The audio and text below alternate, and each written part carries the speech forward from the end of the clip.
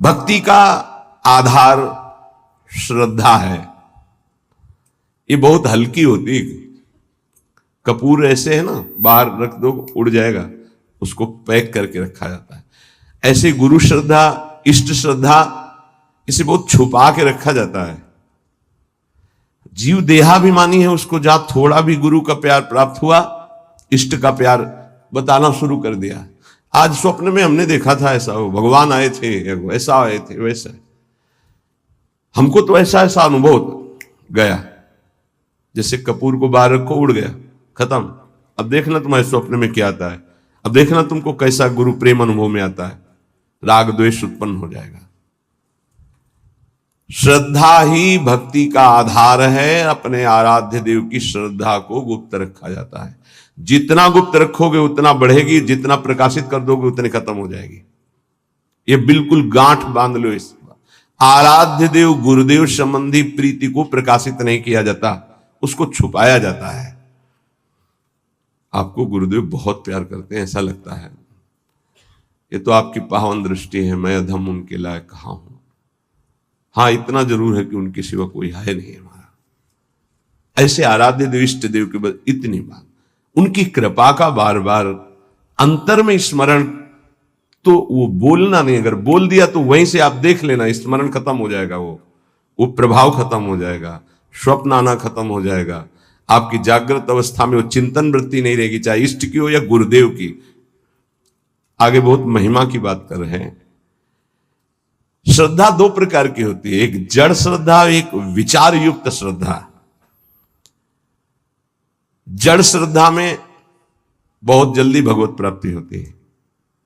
हमें कुछ पता नहीं संसार क्या है, कुछ पता नहीं स्वरूप क्या है, हमें कुछ नहीं जानना कि ज्ञान मार्ग क्या है, कर्म योग मार्ग क्या है, या अमुक अमुक, मुझे कुछ नहीं जानना। नहीं तो क्या, बस मेरी प्रिया जो, इसे जड़ श्रद्धा कहते हैं। कुछ नहीं जानना हमको, हमारी श्यामा जो, राधा राधा राधा राधा बोले, इनको बहुत जल्दी भगवत प्राप्ति होती है, क्योंकि बहुत विचित्र बुद्धि का विलास है। विद्वता आ जाए तो बहुत खतरा है, ज्यादा जानकारी, ज्यादा विद्वता खतरा है, वो संसार में फंसा देगी। जिसको यह है कि मुझे कोई ज्ञान नहीं, बस मेरी प्रिया जो, मेरी प्रिया जो, बहुत जल्दी भगवत प्राप्ति हो जाएगी। एक होती विचार युक्त, ज्ञान विज्ञान संपन्न विचारवान। ये जो जड़ श्रद्धा वाला है, यदि इसे कुसंग मिल जाए तो बड़ी जल्दी नष्ट भी हो जाएगा। ये ध्यान रखने का विषय है। जड़ श्रद्धा से बहुत जल्दी भगवत प्राप्ति होती है। जड़ श्रद्धा में ये लो, तुम्हारे ठाकुर जी हैं, सिलपिल्ले बाई को पत्थर का टुकड़ा दे दिया, उसी से भगवत साक्षात्कार हो गया। कितने ऐसे महापुरुषों का वहां विचार थोड़ी है कि ये तो पत्थर का टुकड़ा दिया, कोई आकृति नहीं, कोई शालिग्राम नहीं, कोई नर्मदेश्वर नहीं, गुरुजी ने हमको तो फुसला दिया। ये जड़ श्रद्धा में विचार नहीं, एक है विचार युक्त श्रद्धा, एक है जड़ श्रद्धा। इससे बहुत जल्दी भगवत प्राप्त। एक संत भगवान को देखा कि वो एक तौलिया, बड़ी तौलिया, उसमें सैकड़ों छेद थे और बहुत पुरानी और मलिन थी कि अगर शायद ऐसे करो तो नुच जाए, वो ऐसे सर पे डाले रहते थे। प्राय हम उनको उसी में देखते थे। एक दिन कहा, ये तौलिया पुरानी हो गई, नई मंगा दे आपको। तो उन्होंने कहा, नहीं, ये तौलिया आप जानते हो, हमारे गुरुदेव की है, गुरुदेव ने दिया था। क्या अद्भुत गुरु निष्ठा! गुरु ने अपने प्रयोग की हुई तौलिया दे दी तो जीवन भर ऐसे। ब्रह्मावर्त बिठूर में एक आश्रम में उन संत भगवान का हमें नाम स्मरण नहीं, दर्शन करने गए थे, तो गुरु की लंगोटी से गुरु की पादुका छाती में हर समय बांधे रहते। ऐसा श्री सीताराम ओंकारनाथ जी महाराज की भी जो स्वरूप में पाया गया कि वो अपने गुरु की पादुका यहां बांधे हुए थे। नवीन प्रश्न किया कि ऐसा, बस उन्होंने इतना ही कहा कि इससे हमारे हृदय में रहता है, मेरे गुरुदेव मेरे छाती से लगे। इसे जड़ श्रद्धा कहते हैं। विचार की जरूरत नहीं है। गुरु प्रसादी, गुरु वस्तु, इष्ट प्रसादी, इष्ट वस्तु, ये जीवन बन जाता है, ये जीवन हो जाता है, उसमें विचार की जरूरत नहीं। बिना ही विचार करी शुभ जानी। हमारी आसक्ति इतनी हो जाए कि विचार करने की गुंजाइश न रह जाए इष्ट और गुरु में। लेकिन ऐसे साधकों के लिए गिरने की भी बहुत चांस जोरदार होते हैं। तुम देखो ना, तुम्हें कोई ठाकुर जी दिए हैं क्या? ये पत्थर है, तुम्हें फुसला दिया, अच्छा तो अब विचार रहित है, विचार जागृत नहीं हुआ तो भटक भी सकता है। पूज्य बाबा कह रहे हैं उपास्य के विषय में यदि कोई तर्कना करने वाला मिले तो उससे भाग पड़ो। उपास्य देव गुरुदेव के संबंध में यदि कोई तर्कना उपस्थित करे तो ऐसे व्यक्ति से तत्काल दूरी बनाओ, नहीं तो वो आपकी श्रद्धा का अपहरण कर लेगा। यदि उपास्य देव के सेवा सुख की चर्चा, उनकी लीला की चर्चा तो ठीक है, उपास्य देव के विषय में कोई तर्क वाली बात नहीं सुननी है। उपासना में भारी विघ्न पड़ जाता है जब तार्किक पुरुषों का संग जड़ श्रद्धा वाले को हो जाता है। बहुत विचित्र खेल है, बहुत संभलना है, बहुत विवेक की बात है। बिल्कुल संग छोड़ दे, नहीं वो जड़ श्रद्धा में फिर फर्क पड़ जाएगा। विचारवान तो अपने को संभाल लेगा, लेकिन जड़ श्रद्धा वाले में फर्क पड़ जाएगा। और अगर जड़ श्रद्धा पुष्ट हो गई तो भगवत प्राप्ति हो गई। उपासना में जो विघ्न है वो सबसे बड़ा तार्किक पुरुषों का संग है। पूज्य बाबा गुरुदेव के बताए मंत्र, गुरुदेव के दिए उपास्य देव और गुरुदेव की दी हुई साधना में किसी का हस्तक्षेप बर्दाश्त न करे। इस बात को बहुत जोर से पकड़ लीजिए यदि मंगल चाहते हो तो। गुरुदेव के बताए हुए मंत्र, गुरुदेव के दिए हुए इष्ट देव और गुरुदेव की बताई हुई उपासना साधना में कभी भी किसी भी तरह का हस्तक्षेप बर्दाश्त न करें। बहुत को बहते देखा ऐसे प्रवाह में बहते गए कि वो पकड़ में नहीं आ रहे, चले गए, संसार की दलदल में पुनः फंस गए। कभी भी ऐसे तार्किक पुरुषों का संग न करे जो आपकी उपासना का खंडन कर रहे हो। ये गांठ बांध लीजिए, बहुत हानि हो जाती है, अश्रद्धा हो जाती है। बहुत संभालना है क्योंकि बहुत कोमल श्रद्धा होती है। ये सूक्ष्म विषय सत्संग है, इसको अच्छे से समझना। हमारा भाव बढ़ता चला जाए, तार्किक पुरुषों के द्वारा भाव घट जाता है और यहां तक कि नष्ट भी हो जाता है। जो विचारवान भक्ति वाले होते हैं उनको बहुत विलंब से भगवत प्राप्ति होती है, पर उन विचारवानों को जल्दी कोई भ्रष्ट नहीं कर सकता। ये बात समझना, क्योंकि वो ज्ञान विज्ञान संपन्न है, तत्काल हर बात को काटने की क्षमता रखते हैं। पर जड़ श्रद्धा वाला काटने की क्षमता नहीं रखता, वो तो आसक्त होने की क्षमता रखता है। अब उसकी अगर आसक्ति परिपक्व हो गई तो फिर भगवत प्राप्ति। शिल्पिल्ले भाई की जिसे चर्चा में आता कि उनका ब्याह हुआ तो वो अपने वही जो पत्थर का टुकड़ा उसे ठाकुर जी मानकर गुरुदेव जी ने दिया था, तो वैसे ही सजा कर ऐसे साथ। तो पति ने देखा बार बार, तो वो पति की तरफ देख ही नहीं रही थी जब नया ब्याह हुआ। तो उसने सोचा क्या है इसकी गोद में जो हमारी और ये देख ही नहीं पा रही, क्या है? बोले हमारे ठाकुर जी है। एक नदी पास में थी, लिए ऐसे फेंक दिए कि हमारे और आपके बीच में यही है ना बाधक, फेंक दिया। अब तो उसके प्राण व्याकुल हो गए, मेरे प्रभु। ये देखो जड़ श्रद्धा है पर आसक्ति प्रबल हो गई, श्रद्धा प्रबल आसक्ति में बदल गई। घर ले गए, ना आंख खोलना, ना बात करना, ना पानी पीना, ना भोजन पाना। जब बहुत विनय की तो आंख खोल के कहा मैं अपने प्राण त्याग दूंगी, एक बूंद जल नहीं लूंगी यदि हमारे ठाकुर जी नहीं आए।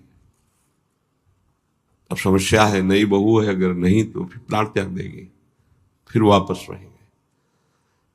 तो उनका यदि तुम्हें इतना प्रेम है तो बुलाओ ना अपने ठाकुर जी को।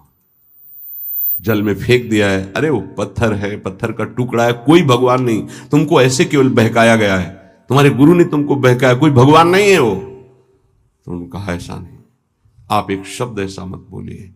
और ऐसे बाह करके जे ही पुकारा तो वही जल से निकल कर ऐसे आए और श्री कृष्ण रूप धारण करके हृदय से लगा लिया। जड़ श्रद्धा, जड़ श्रद्धा का मतलब विचार की गुंजाइश ही नहीं, मेरे प्रभु मेरे गुरुदेव बस मेरे सर्वस्व, वहां विचार नहीं।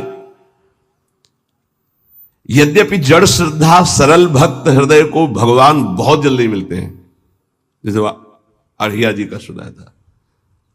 जैसे एक भक्त बस सुन लिया कि चतुरासी जी के गायन से प्रियालाल का रूप साक्षात्कार होता है, छुटी 84 भ्रमंते निर्खय जुगल किशोर, तो एक ही पद बनी श्री राधा मोहन जी की जोरी, गाय चरा रहा है गा रहा है बार बार यही बनी श्री राधा मोहन जी की जोरी। पीछे से नूपुरों की धुनी आई तो मुड़ के देखा तो गौर श्याम जोरी पीछे पीछे चल रही। जैसे पूज्य महामहिम श्री जयदेव जी का रचित गीत गोविंद की महिमा है कि जब गीत गोविंद तो पीछे ठाकुर जी, वो एक बालिका मालिन की थी, पीछे ठाकुर जी। चतुरासी जी की महिमा ऐसी है, प्रिया प्रीतम अक्षर अक्षर में श्यामा श्याम विराजमान, पीछे मुड़ के देखा तो प्रिया प्रीतम, बात की प्रिया प्रीतम ने। मदन टेर पे लता भवन में हरिवंश चंद्र जो मेरी सेवा में रहते, उनको बोल दो जाकर भूख लगी है, कढ़ी ये बनाकर भोग लावे। वो आकर महाप्रभु से बोले कि जुगल जोरी सरकार ने ऐसा ऐसा, तुम्हें कैसे मिले? बोले पद गा रहा था बनी श्री राधा मोहन जो की जोरी, इंद नीलमणि श्याम मनोहर, सात कुंभ तन गोरी, पीछे देखा नूपुरों की झनकार तो प्रिया प्रीतम। महाप्रभु तो कैसे हमारे करुणामयी जोरी की एक चरवाहे को जो मुनि मन ध्यान धरत नहीं पावत, बहुत सरल भक्त को बहुत जल्दी भगवत प्राप्ति हो जाती है, बहुत जल्दी हो जाती है। बस उसका कुसंग ना होने पावे जब तक प्रबल आसक्ति ना हो जाए। सरल भक्त को इन विचारवान तार्किक जनों का संग नहीं करना चाहिए, इससे उनकी श्रद्धा में शिथिलता आ जाएगी, अनुभव शून्य हृदय होने लगेगा, कृपा जो हुई है उसका भी अनुभव नहीं होगा। बहुत बचो संग से। इसीलिए कहते हैं कि अपनी दिनचर्या करो, कमरे में घुस के बैठ जाओ, नाम जप करो, पढ़े रहो, मिलो मत किसी से। ये जो कह रहे हैं इसका मतलब समझो, बाहरी हवा लगेगी, आंतरिक निष्ठा में फर्क पड़ जाएगा। विचारवान अगर साधक है, श्रद्धावान है, तो उस पर कोई फर्क नहीं पड़ता। जैसे विचारवान साधकों से बहुत तर्क किया जाता है, हे शास्त्र वो शास्त्र की बातें दौड़ा दौड़ा के उनको वहीं खड़ा कर दिया जाता है। आखिरकार रस का स्वरूप क्या है वो अपने आप, पर ये सब बुद्धि की दौड़ भाग है। विश्राम मिलेगा सरल भाव से। संत सरल चित जगत हित जान स्वभाव सने। भागते भागते जब थक जाता है तब भगवान की शरण में आता है। आना तो पड़ेगा ही, हरि शरणम सनकादि बोलते हैं तो औरों की बात क्या। विरोधी संग पतन, उपासक सावधान, ये प्रेम का मार्ग है। विरोधी संग से बहुत बचना चाहिए। जैसा संग होता है वैसा रंग चढ़ने लगता है। ये 9 स्वरूप है, जो ये 9 है तो आप पूर्ण शरणागत हो गए। पूर्ण शरणागत तत्वबोध भगवत प्रेम कुछ दुर्लभ उसके लिए नहीं। पहला है दीनता, अत्यंत दैन्य स्वभाव होना चाहिए। दूसरा है निष्कपटता, वाणी से कुछ और बोल रहे हैं, हृदय में कुछ और है, आचरण कुछ और है, ऐसा शरणागत का स्वभाव नहीं होता। जो मन में वही वाणी में वही चेष्टा में, इसे निष्कपट व्यवहार कहते हैं। तीसरा सत्यता, सत्य ही उसका जीवन है। सत्य बोलना, सत्य आचरण करना, सत्य का संग करना, सत्य वृत्तियों का ही आदर करना, असत का त्याग करना। चौथा सर्वसमर्पणता, मेरे प्रभु के सिवा कोई दूसरा नहीं, ये सर्वसमर्पणता है। मेरे तो गिरधर गोपाल, दूसरो न कोई। ये हृदय से बैठा लो, दूसरो न कोई। अगर दूसरा कोई हृदय में रहेगा तो शरणागति पुष्ट नहीं होगी। सर्वाधारता, सबका आधार, कोई कैसा भी हो, यदि उसकी शरण में आ जाए तो दुलार ही करेगा। भगवान का जो शरणागत है, सर्वाधारता, सबका आधार। जैसे पृथ्वी ऐसे वो भक्त सबका आधार। घोर से घोर पापी नीच से नीच आ जाए। जैसे कई ऐसे विक्षिप्त चित्त से संतों का सानिध्य प्राप्त करते हैं और समाधिस्थ चित्त वाले हो जाते हैं। ये सर्वाधारता, भगवान का शरणागत सबका मंगल करने की सामर्थ्य रखता है। किसी से हमारा वैर नहीं, कोई हमारे घृणा नफरत का पात्र नहीं। जैसे कोई कुछ बातें ऐसी होती हैं जिनको नहीं समझने के कारण लगता है ये सपोर्ट क्यों करते हैं। जैसे वो कह रहा है कि मुझे अमुक अमुक वस्तु चाहिए, मैं भजन करूं, हाँ हाँ पक्का मिलेगी, तुम भजन में लगो।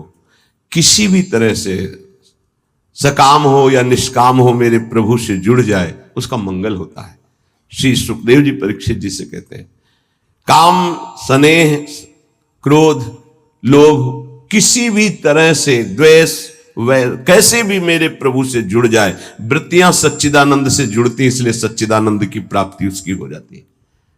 ये बड़ा सूक्ष्म विषय, बाहरी व्यवहारिक नहीं समझ। सर्वाधारता, कोई भी किसी भी भाव से आए उसका आधार भक्त होता है। चिंता मत करो, भगवान बड़े कृपालु हैं, बहुत जल्दी परम मंगल हो जाएगा।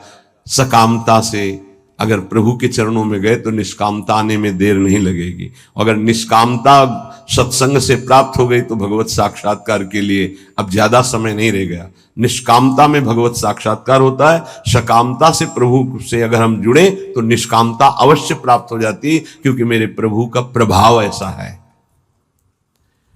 इष्ट देव का पूर्ण विश्वास, छठवां। सातवां, सर्वा आराध्यता। अपने आराध्य देव में इतना तन्मय है कि सब उसकी आराधना करते हैं। ये शरणागत का लक्षण है, सब उसे प्यार करने लगते हैं। सर्वा आराध्यता, ये सद्गुण प्रकाशित होता है।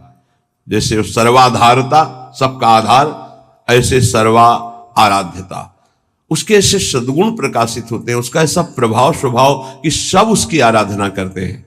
आठवां, इष्टानन्यता, एक भरोसो, एक बल, एक आस विश्वास। नवां, निज स्वरूप विस्मरण, अपनी भी याद गई, केवल अपने इष्ट देव की याद। देखो, वेदांत में निज स्वरूप स्मरण, प्रेम में निज स्वरूप विस्मरण। मैं श्यामा श्याम की सेवा कर रहा हूं, कई बार सत्संग में कहा अगर शब्द पकड़ाओ, उपासक की जब सेवा सिद्ध होगी तो मैं सेवा कर रहा हूं ये गायब हो जाएगा। केवल सेवा और सेव्य, सेवा हो रही, सेव्य, मन सेव्य, बुद्धि सेव्य, चित्त सेव्य, इष्टाकार वृत्ति, अपनी हूं सुधि ना रही, एक रहो नंदलाल। तो इष्ट देव का निरंतर जो चिंतन करते हैं, सत्संग करते हैं भगवत प्रेमी महात्माओं से, तो उनको ये 9 प्रकार की शरणागति पूर्णता कराने वाली प्राप्त हो जाती है। फिर तो इतना आनंदमय जीवन होता है, जैसे खाण का खिलौना है, चीनी का, दीपावली में वो प्रकाशित होता है, वो घोड़ा बने हुए और उसमें बैठे हुए, तो चाहे जहां से शुरू करो मीठा ही मीठा है, उसमें मीठा ही है, दूसरा कुछ नहीं है। ऐसे ही उपासक को संपूर्ण विश्व आनंदमय अनुभव होने लगता है, क्योंकि भगवदाकार वृत्ति है, इष्ट के सिवा कोई नहीं। उसका उठना बैठना, चलना फिरना, खाना पीना, सोना जागना, सब आनंदमय होता है। और यही हम चाहते हैं कि हम सर्वानंदमय हो जाए, लेकिन भोगों को भोगने से नहीं, संसार के चिंतन से नहीं, रुपया के बल से नहीं, बुद्धि के बल से नहीं, भगवत भक्ति के प्रभाव से सर्वानंदमय हो जाएंगे, दसों दिशाएं आनंदमय हो जाएंगे। नाम जपत मंगल दिशि दसहु, दसों दिशाएं उसके लिए मंगल भवन हो जाएंगी, जो नाम जप कर रहा है, भगवान के चिंतन में है। बड़ा उपहास करने की चेष्टा की महाप्रभु चैतन्य देव की। काशी में विराजमान अपने मठ में, जहां हजारों शिष्य वेदांत दर्शन के अनुसार चलने वाले, ब्रह्मबोध की स्थितियां, जब महाप्रभु चैतन्य देव का यश प्रकाशित हुआ तो सुना एक सन्यासी होकर नृत्य करते हैं, कीर्तन करते हैं, ऐसा सभाओं के बीच में, ऐसा नगर कीर्तन होता है, घर में बंद करके दरवाजा कीर्तन होता है। भगत लोग खूब अच्छे अच्छे पदार्थों का भोग लगाते हैं, बड़ा उपहास का भाव उनके अंदर आया। सन्यासी होकर ये नाचते हैं, गाते हैं, ऐसा इनको तो एकांत में बैठ करके समाज चिंतन शून्य होकर आत्मस्वरूप में स्थित होना चाहिए। ये व्यवहार ये तो प्रारंभिक भक्ति के साधकों का होता है, ऐसा नहीं होना चाहिए। जो प्रेम की महिमा नहीं जानते हो, चाहे जितने बड़े ज्ञानी हो, उनकी भाषा बदल जाएगी। प्रेम एक अलौकिक दिव्य भगवत तत्व को भी अधीन करने वाली सामर्थ्य का नाम है। जहां भगवान की भगवत्ता का विस्मरण कर दे, जीव के जीवत्व का विस्मरण कर दे। अभी आम ब्रह्मास्मि की सिद्धि वाले कैसे जाने? इन्होंने लिखा एक पत्र में महाप्रभु को कि जो कबूतर है वो कंकड़ चुनता है, बाजरा आदि चुनता है, इतना उसके अंदर विकार होता है। अच्छे अच्छे पदार्थ पाने वाला क्या निर्विकार हो सकता है? क्या ये संन्यास धर्म है? ऐसे कई बातें हैं। महाप्रभु के पास एक से एक सार्वभौम विद्वान विराजमान, भट्टाचार्य एक से एक विद्वान। कैसा सन्यासी, कैसे कैसे शब्दों का प्रयोग कर रहा है। संस्कृत में सार्वभौम भट्टाचार्य जी ने श्लोक लिखा कि तुम्हें यह ज्ञान है, आंतरिक स्थिति से तुम्हें उत्तर नहीं दे रहा हूं, केवल बाहरी बात बता रहा हूं कि बड़े बड़े पशुओं का संहार करके स्वयं शिकार करके सिंह खाता है। कहीं कहीं आता है जीवन में एक बार संतान उत्पत्ति करता है, कहीं कहीं आता है वर्ष में एक बार। तुमने खुद लिखा ये बंदर, कबूतर, कई ऐसे जीव पाए गए जो बहुत ही ऐसा काम भाव उनके अंदर। क्या आहार प्रधान है काम में? क्या बाहरी दृश्य से किसी की स्थिति जानी जा सकती है? पर उनको अपने ज्ञान के आगे कुछ समझ में नहीं। सार्वभौम भट्टाचार्य ने कहा प्रभु आदेश कीजिए पूरी काशी में सबको बैठाल कर अगर इनको परास्त न कर दे तो बता। बहुत अद्भुत विद्वान सार्वभौम भट्टाचार्य जी। एक कोई ग्रंथ था, उसका नाम हमें याद नहीं है। उस समय ना तो कोई ऐसे छापे थे कि छप जाए, और उस बड़े मोटे ग्रंथ को उनको प्राप्त करना था। तो गए तो वहां उनसे प्रार्थना की कुछ दिनों के लिए हमें दे दो। बोले कदापि नहीं। तो उनका फिर एक बार सुना दो हमें। उनका हाँ ये हो सकता है। एक बार सुनने मात्र से पूरा प्रारंभ से लेकर विश्राम तक पूरा ग्रंथ कंठास्थ कर लिया। ऐसे विद्वान महापुरुष। महाप्रभु से कहा प्रभु आपके विषय में इनको हम काशी में जाके पढ़ा। महाप्रभु ने कहा नहीं, ये हमारी भक्ति का स्वरूप नहीं है। संयोगवशात कृपालु महाप्रेम स्वरूप चैतन्य देव जी काशी पधारे। अब एक भगत जो प्रबोधानंद जी से भी परिचय रखता था और महाप्रभु की सेवा में भी, वो नजदीक गया और कहा कि प्रभु पधारे हैं, चैतन्य देव आप कृपा करके मिल ले। वो इसलिए मिलाना चाहते थे कि बहुत अच्छे संत हैं, पर इनके मन में ऐसी भावना वेदांत को लेकर जो आई है, तो ये समझें कि वेदांत ही सर्वस्व नहीं, वेदांत के ऊपर भी कोई रस है जिसका नाम प्रेम है। उन्होंने कहा मुझे किसी से मिलने की आवश्यकता नहीं, मना कर दिया। श्रीपाद प्रबोधानंद, उस समय प्रकाशानंद सरस्वती नाम था। भक्त ने पहले चैतन्य महाप्रभु को प्रार्थना के द्वारा राजी किया कि प्रभु यदि श्रीपाद निमंत्रण दे दें तो आप कृपा करके उनकी सभा में पधारेंगे। तो प्रभु श्रीपाद पर कृपा करना ही चाहते थे। ये महापुरुषों का स्वभाव होता है कि जो उनकी निंदा, अवहेलना, अपमान करे उसका परम मंगल कर दें। ये उनका स्वभाव होता है, कोई नहीं जान पाएगा इस स्वभाव को। श्रीपाद से कहा हमारी इच्छा है कि हम आप सब संतों को प्रसाद भोग पवाएं और एक संत संगोष्ठी हो जिसमें महाप्रभु चैतन्य देव भी पधारे। तुम कहा हाँ, इसमें मुझे कोई परेशानी नहीं, क्योंकि वो हमारे यहां आएंगे। मान बड़ा सूक्ष्म विषय होता है। इतना बड़ा ज्ञानी महात्मा और मान को अभी बांधे हुए है, यही बहुत मुश्किल होता है। तभी बड़े संतों ने कहा है, कंचन तजना सहज है, सहज त्रिया का नेह, मान बढ़ाई ईर्ष्या दुर्लभ तजनाए। ईर्ष्या से प्रेरित होकर निंदा की और मान के अधीन होकर उनके चरणों में नहीं गिरे जाके। जब ये कि हमारे आश्रम आएंगे तब उन्होंने कहा ठीक को तो कोई बात नहीं, आने दीजिए। और उनको था कि सभा में बैठ करके हम उनको इस तरह की चेष्टाओं के लिए उनको कहेंगे तो वो खुद मानेंगे कि गलती है। बड़े ऊंचे मंच पर सभा बनी, सब संतों के गिरदे लगे हुए हैं, सब भगवत स्वरूप महात्मा होते हैं।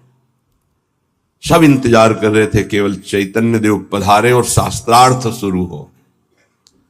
महाप्रभु तो प्रेम की साक्षात, जहां उच्च स्वर में बोलते थे अमार प्राणनाथ कृष्ण, तो ऐसा लगता था कि प्रेम फैल रहा है, वर्षा हो रही। कोई ऐसा नहीं होता हा कृष्ण ना बोल दे। अमार प्राणनाथ कृष्ण, मेरे प्राणनाथ कृष्ण, नाम कीर्तन के बीच में जोर से महाप्रभु बोलते थे। दैन्यता तो कूट कूट के भरी हुई, क्योंकि स्वयं प्रभु है। प्रेम शिथिल शरीर, नेत्र घूर्णी प्रेम मद से, जैसे प्रियाजू की अंग कांति, ऐसे महाप्रभु चैतन्य देव की अंग कांति। गौर वर्ण देखे तो लुभायमान हो जाए, ऐसे कमल नयन, विशाल नेत्र। जीव ही पधारे तो किसी को कहना नहीं पड़ा कि खड़े हो जाओ। जितने सब थे उनकी रूप माधुरी को देखते ही खड़े हो गए। श्रीपाद फिर भी नहीं, कहा बैठो बैठो, आने दो ना उनको। एक भगवत प्रताप होता है, जैसे रावण की सभा में जब हनुमान जी को बांध के लाया गया तो सब खड़े हो गए आश्चर्यचकित होकर। किसी की हिम्मत नहीं थी कि आसन में बैठा रहे। इतने बड़े महापुरुष राम भक्त पधारे, सब खड़े हो। रावण सबसे बैठ जाओ बैठ जाओ, इसका सम्मान थोड़ी करना है। वो तो अशत अविद्याग्रसित, लेकिन ये विद्या के पारंगत विद्वान पर मान का कुछ ऐसा स्वभाव होता है कि वो अपने आगे किसी की नहीं चलने देता। महाप्रभु बैठ गए जहां सबके चरण धोए गए थे, वो उस जगह पर बड़ी शिथिलता है, प्रेम विवशता है। अब तो श्रीपाद के हृदय में जलन हुई कि अरे, इतने बड़े महापुरुष जिनका पूरे विश्व में यश फैल रहा है और वो ऐसे दैन्य। लगा धिक्कार है हमारे मान को। उठे और नजदीक गए और बाहु पकड़ी और कहा, स्वामी जी आप यहां क्यों बैठ रहे हैं, आप पधारिए ना। तो उनका नहीं प्रभु, आप गुरुजनों के सामने वहां बैठना मेरा उचित नहीं, मैं तो अपने नियत स्थान पर बैठ गया हूं प्रभु, उचित। ये जो दैन्यता का प्रभाव, लुट गए पर चरण नहीं पकड़ पा रहे थे, फिर भी मान रोक रहा था। सभा में जाके बैठे, कई वेदांत की बातें की, तो महाप्रभु हर वेदांत के प्रश्न का उत्तर श्री कृष्ण परख देते और कहा, वेदांत सूत्रों की रचना और भाषा प्रकट करने वाले भगवान व्यास देव जी भी सब कुछ करके भी एक अशांति का अनुभव कर रहे थे। बाद में देवर्षि नारद जी की प्रेरणा से जब श्रीमद् भागवत श्री कृष्ण रूप माधुरी लीला माधुरी का गायन किया तो उनको परम विश्राम मिला। वो क्यों नहीं वेदांत में परम शांत हो गए थे, क्यों रचना की, बहुत विशेष चर्चाएं हुई। श्रीपाद प्रभावित तो हुए पर बार बार तर्क उठ रहा था, क्योंकि बहुत बड़े विद्वान थे।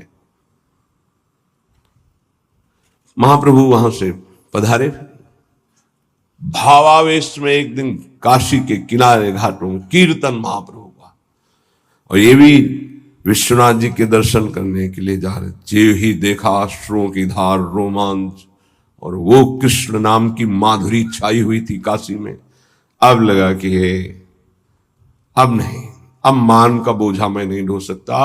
गए, दंड रख दिया चरणों में, साष्टांग लौट गए, प्रभु अब नहीं, बहुत रोका अपने को, इस मान ने मुझे बहुत दुख दिया, और इसी मान ने आपको उपहासास्पद वचन कहे, प्रभु अब इस अधम को स्वीकार कर लीजिए।